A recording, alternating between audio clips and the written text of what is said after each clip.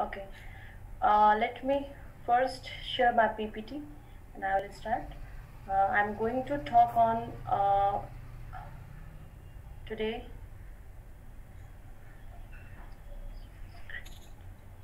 Just give me a second. I think host disabled participant screen sharing. It comes in my screen. So can you please allow me to share my screen?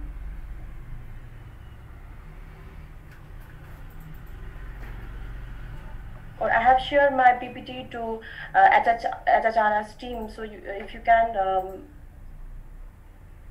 share it, it will be great help for me.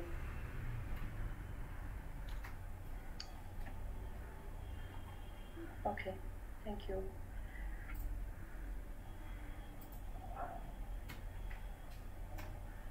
Okay. Okay, my topic for today is cultural ties through soft power. And at first, okay, at first let's look into importance to religious tourism as soft powers. First is economic growth. Soft power like religious tourism can accelerate economic growth and bring socio-economic development to the country. And it can also empower the local community through religion, tourism, and bring the entrepreneurial development. uh, Religious tourism spare the faith and value of peace. Hence, through religious tourism, peace can be advocated and war can be minimized. For this reason, religious tourism can be used as a foreign policy tool as well, and India is using it quite effectively since PM Modi came into powers, and India has hosted many high-level visits to top leaders at the religious places such as Shinzo Abe in Banaras, Xi Jinping in Gujarat, and Mahabalipuram, and his own visit to Janakpur, Pasupatinath, and Muktinath in Nepal. Next is there are so many sources which can used as soft power between Nepal and India. And first is yoga. Since 2014, India has invested substantial resources into building up India's soft power, even by developing soft power measurement metrics. PM Modi described yoga as an individual gift of India's ancient tradition. Every year on International Yoga Day, PM Modi leads a large conversation in yoga practice, and Nepal is also adopted the yoga practice. Next is diaspora. There are millions of Nepali diaspora lives in India, and in the same way, millions of diaspora Indians lives in Nepal. And because of open border, it is very easy to cross the border and get settled. And despite this, marital relation exists on either sides of the border, and on account of the marriages taking places whose glorious history go back to the marriage of Ram, Sita, and marriage of Ram and Sita. Next is medicine. India has supported Nepal in many disasters and natural calamities by providing medical support, equipment, and medicine. And same as in education, over the years, India's contribution to the development of human resources in Nepal has been one of the major aspects of India-Nepal cooperation. And around 3,000 scholarship seats are provided every year by government of India, Nepali nationals, for undergoing various courses at the level of PhD, masters, and even bachelors for study in India. And there are a number of medical students in Nepal who came from India. Next is Bollywood TV and culture. Yes, there is a deep-rooted link between music, cinema, television, serials between India and Nepal. And next is space diplomacy. India wants to develop a satellite for SAARC members and member states, and which provides a full range of applications and services. As part of New Delhi's Neighborhood First foreign policy agenda, Prime Minister Narendra Modi has prioritized South Asia in recent time. And religious tourism. I think religious tourism is the unsurpassed tools of soft power between India and Nepal, and because there are various commonalities in religion between the two countries. Next is Gorkha Regiment. I think Gorkha Regiment is also an important source of soft power between India and Nepal. And interestingly, Nepali serves as officers in the Indian Army, going through as the same requirements process as in the case of Indian Army.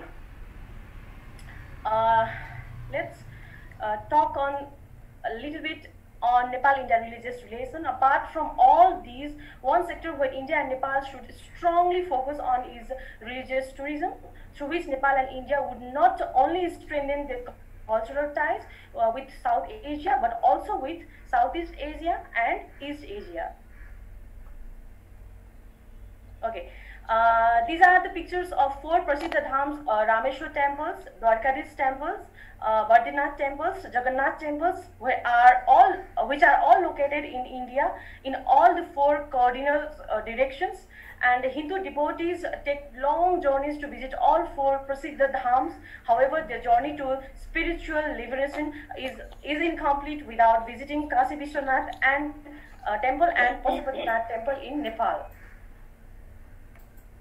Okay, Kashi Vishwanath and Pashupatinath has its own speciality. The historical and cultural ties between India and Nepal date back centuries, but when it comes to spiritual link, Varanasi holds the key, and no other city in India has closer spiritual ties to Nepal than this holy city. And on the banks of Ganges, Varanasi claims its identity as a center for religious pilgrimage for many reasons, and one of the biggest reasons is the link between Kashi Vishwanath and Pashupatinath. The significance of Kashi Vishwanath temple and Pashupatinath temple is interlinked, especially in relation to Hindu faith. Pashupatinath temple is considered to be the Sir, meaning the head of Lord Shiva, and while Kashi Vishwanath temple is considered to be the Dhad, meaning the headless body. Thus, the true vision of the divine Lord Shiva is considered incomplete without worshipping both the temples. Bhattas, who are originally from South India, are appointed by the government of Nepal as the main priest of the Pashupatinath temple. Next is Ayodhya and Janakpur link-up.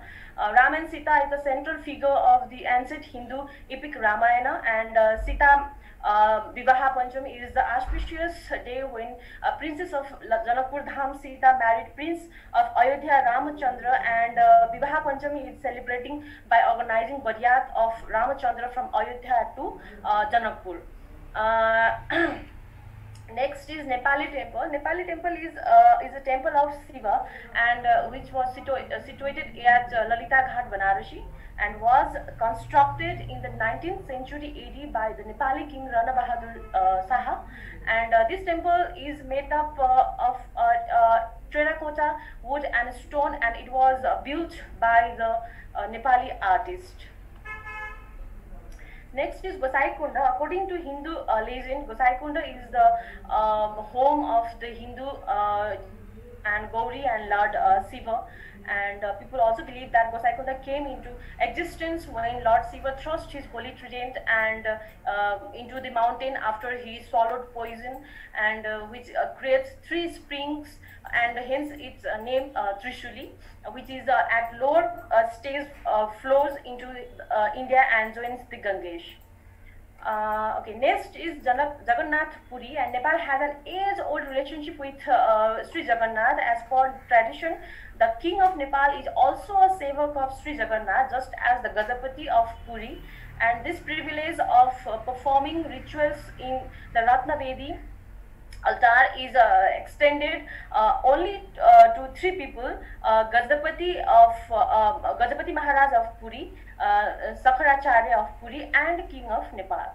And there is a Jagannath temple at Nepal, at the Darbar Square in Kathmandu. Next is Muktinath. Muktinath is a highly venerated sacred place for both Hindus and Buddhists. And Indian Prime Minister Narendra Modi on 12th May 2018 took a tour at Muktinath temple to offer prayers. Apart from these, there are several other religious places in India and Nepal where thousands of pilgrims from both sides visit every year. And there is another two ancient major civilizational link run through Lumbini to both Gaya and Ayodhya to Janakpur, known as Buddhist circuits and Ramayana circuits. Let's first look into Ramayana circuit and the progress of Ramayana circuit. The concept of Ramayana circuit was floated by the Indian Tourism Ministry with a plan to connect at least 15 holy sites associated with Lord Ram and Goddess Sita. Initially, 100 crore worth of projects have been sanctioned for the circuits, and on 11 May 2018, India and Nepal jointly flagged off a passenger bus service between Janakpur and Indian city of Ayodhya as a part of connecting Janakpur with the Ramayana circuit launched by the Indian government. On August this year, Madhya Pradesh Chief Minister Shivraj Singh Chauhan announced that Madhya Pradesh will soon have a Ramayana circuit and Ram Vangam path in the state in a bid to boost tourism in the region. A special train named as the Sri Ramayana Express was launched on March 28 for passengers to cover the Ramayana circuit in India, Nepal, and Sri Lanka as well. Next is the Buddhist circuit. The Buddhist circuit is a route that follows in the footsteps of the Buddha from Lumbini in Nepal, where he was born, and through Bihar in India, where he attained enlightenment, to Sarnath and Kushinagar in Uttar Pradesh in India, where he gave his first teachings and died. This iconic route only includes place where the Buddha actually spent time and at the sites. Let's discuss in a brief regarding the development of the circuit in India and Nepal. It was launched in 1986 with the support of the World Bank program for the development of the Buddhist circuit in South. And the program was divided into three different phases for better informed and more inclusive policy making and investing in the circuit. And the phase first was the program, run the program from November 2016 to June 2019, and phase one focused on and completed important elementary data gathering and analysis. And gradually phase one achieved its objectives, that is to establish a solid foundation for the conceptualization and development of the Buddhist circuit at the regional level through new approaches and mindsets and sound knowledge driven strategies. Next is phase two. Phase two is proposed to continue supporting governments in the region, and especially those of Nepal and Bhutan, and it will be dedicated in developing the Buddhist circuit and addressing the challenges occurred. The proposed phase two aims to take the approaches, processes, dialogues, and results of phase one. Progress in India and Nepal. There is a pretty much progress has done the nations to promote the circuit in the international level. Indian Railway announced Buddhist circuit tourism train on 19th October 2019, developing roads and various places associated with the Buddhist circuit spread over two states of Bihar and Uttar Pradesh to promote tourism. The 6th International Buddhist Conclave held in the New Delhi for 14 August 2018 with the government of Japan as their co-organizer on Buddha Path, the living heritage, with a focus on India's Buddhist tourism circuit. Recently, the Union Cabinet, chaired by Indian PM Narendra Modi, has given its approval for declaration of Kushinagar Airport in Uttar Pradesh as an international airport. Same as Nepal has also done pretty much progress with the time. In 2015, the government of Nepal has formally started working to develop the Greater Lumbini Buddhist Circuit with the related tourism to the country. The state 5 government of Nepal launched Visit Lumbini Year 2076 BS on May 1, 2019. Publicity driven for it was a publicity driven for Lumbini circuit, and Nepal's second international airport near Lumbini will also help to promote Buddhist circuit in Nepal. And Buddhist circuit has become an agenda in various Nepal-India bilateral forums, and there were number of conferences and meetings held to promote the circuit within South Asia, and also expanding it into Southeast Asia and East Asian country. Okay.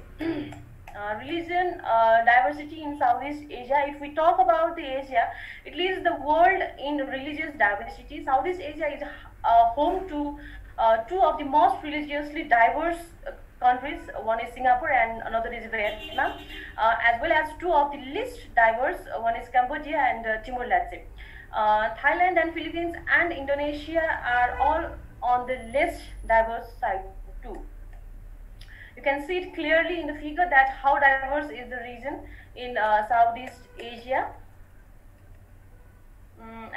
Next is Buddhism in East Asia. I think India and Nepal should make a proper strategy to connect East Asian countries into Buddhist circuit, as East Asian countries like China, Japan, South Korea, Thailand and Singapore has a large number of followers of Buddhism.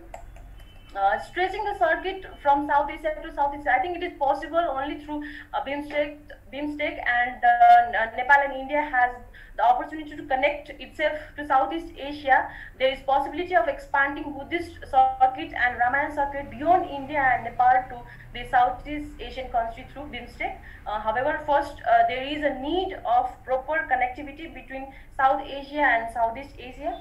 And apart from connectivity, conference, meetings and joint program of different associations and also needed to boost understanding.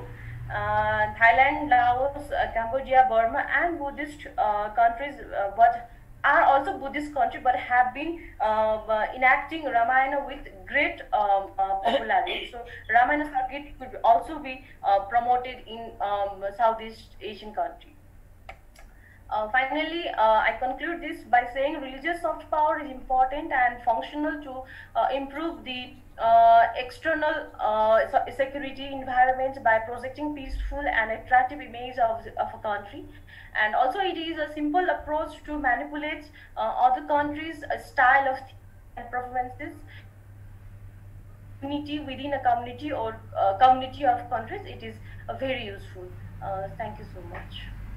Thank you, Smitra. Thank you, sir.